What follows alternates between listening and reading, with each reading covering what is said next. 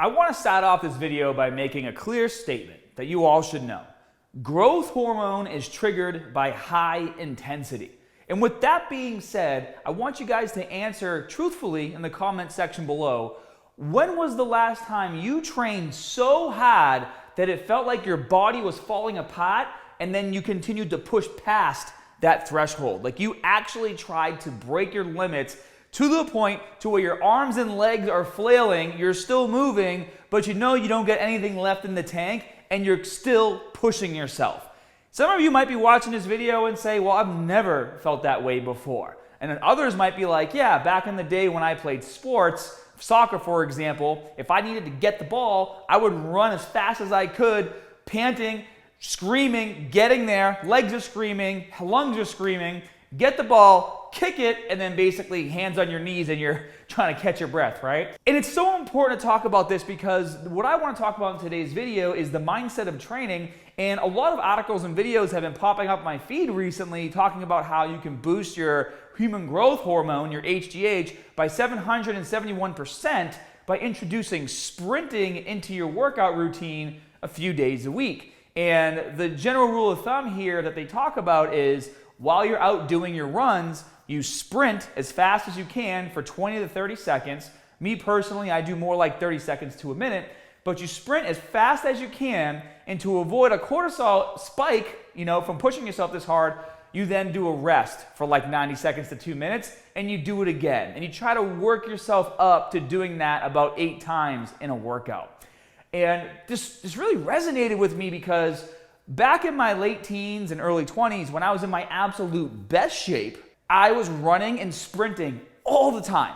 All the time. That's when I still lived with my mom. My mom had like a split level house and the downstairs was mine as I was building this business. But my mother's house was on a main road or like a side street to a main road, and I would run down that side street kind of as my warm up. Then I would get to the main road and there was a lot of stoplights. And what I would do is I would put on my favorite music on my iPod and I would go to each stoplight and just instinctively I would wait while it's red. I kind of like pace back and forth, get my body ready, get pumped up, find the song I want.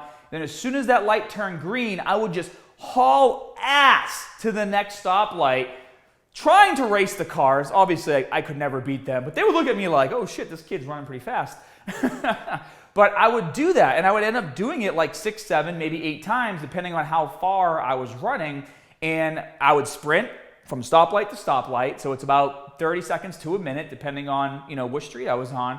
And then I would walk to the next stoplight, and I would do it again and do it again. And I truly believe, like at that point in time, of course, I was training in the gym, but I felt my tightest, I felt my strongest. I just overall felt incredible. And as we get older, we'd like to find reasons for why we don't feel like we did when we were younger, right? And this is still good information for those of you who might be watching this that are in your teens or early 20s. So just think about this for a second. A lot of us make up excuses like, oh, I'm approaching my 30s, my testosterone is low, and blah, blah, blah, blah, blah. Guys, I'm 39. I don't take any drugs, no TRT. I don't need any of that stuff, all right? I might one day, I don't know. If I do, I'll talk about it.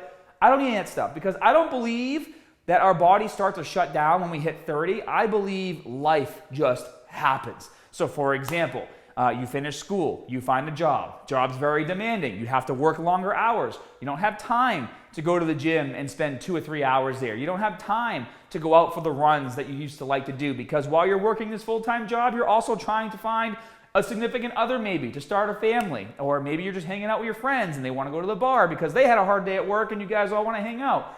Whatever the case may be, you find someone, you get married. Now you've been with the same woman or same man for a long period of time, and now you have kids, and now you have all these other responsibilities.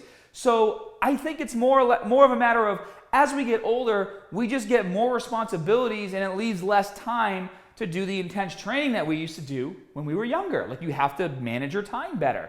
And I mean, I'm married. I just celebrated my 8th year anniversary with my wife. I have a daughter. We have stuff we have to do for a family. But I prioritize my training. Every single day, I have meetings all day long because I'm working on my mobile game that you guys know about. I stop at 5 o'clock. Like 5 o'clock, I go to the gym and I do what I need to do. And I schedule out my runs on my schedule. Like literally I block a time where it just says busy because I want to make sure that I'm doing the things that I need to do to get into the shape that I want to be in. And more from the physical side of things, just going outside and running in general and pushing yourself that hard during your sprints does absolute wonders for your mental clarity as well. It can help with anxiety, depression. Like getting out there and pushing yourself to your absolute limit, it just gives you this like overwhelming confidence that you can conquer the world. Maybe it's the HGH kicking in. Who knows? But everyone that I talk to that does sprinting has the same feedback. They feel amazing. In fact, the majority of the ideas that I get for my businesses or whatever I want to do or might want to do in the future, the best ones come to me when I'm running. It's just so good for you physically and mentally. And if it is in fact boosting your HGH by 771%, why wouldn't you do it? Now, if you're saying, well, I can't really sprint, maybe you're overweight or you have problems at your knees, you can do the same thing on a bike, preferably one where you're pumping your arms too. Probably can do it on an elliptical. It's hard to go really fast on those things because they start shaking, but there are other ways that you can do that. And then some of you might also ask, well, what about HIIT training, high intensity interval training? And yes and no. It's very different doing an all-out sprint where you're literally running as fast as you can and you're pumping your arms and your legs as fast as you can. There's a difference between doing that for a minute straight and an exercise for 30 seconds to a minute straight. Because while you're doing that exercise, although you might be pushing yourself, it's not like a consistent thing, right? So like when you're sprinting, and let's say you set a goalpost that's pretty far away, when you can still see that goalpost and you're not there yet and your body's dead, like you look like Goofy. You're like running like this, trying to get to that goalpost, and you just collapse when you get there, right? It's just a little different. It's an all-out exertion on the entire body that I just don't think you can get from any type of exercising that you're doing. And the cardio sessions don't have to be long, guys. Like just literally go outside 20, 30 minutes, and just find a spot where you can sprint, in one direction, and then maybe you rest, walk around, jump up and down, and then sprint back this way. You don't have to go for a continuous run. Just find an area that's straight. Also, running uphill can make it a little more difficult if you want to challenge yourself, but start off 3 to 4 times, and that's it. Recover. 2 days later, try again. 2 days later, try again, and work yourself up to 5, 6, 7, and maybe 8 times max. So I just want to give my 2 cents on this subject because I have noticed since I started really pushing myself on these sprints and noticing like, hey, yeah, when I was in my best shape, I was listening to amazing music, like 90s, early 2000s music that just gets me pumped.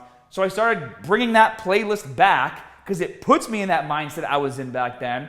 And I'm doing the sprints and I feel friggin' amazing. So give it a shot. Let me know what you think in the comment section below. And as always, more good stuff coming soon. See you guys.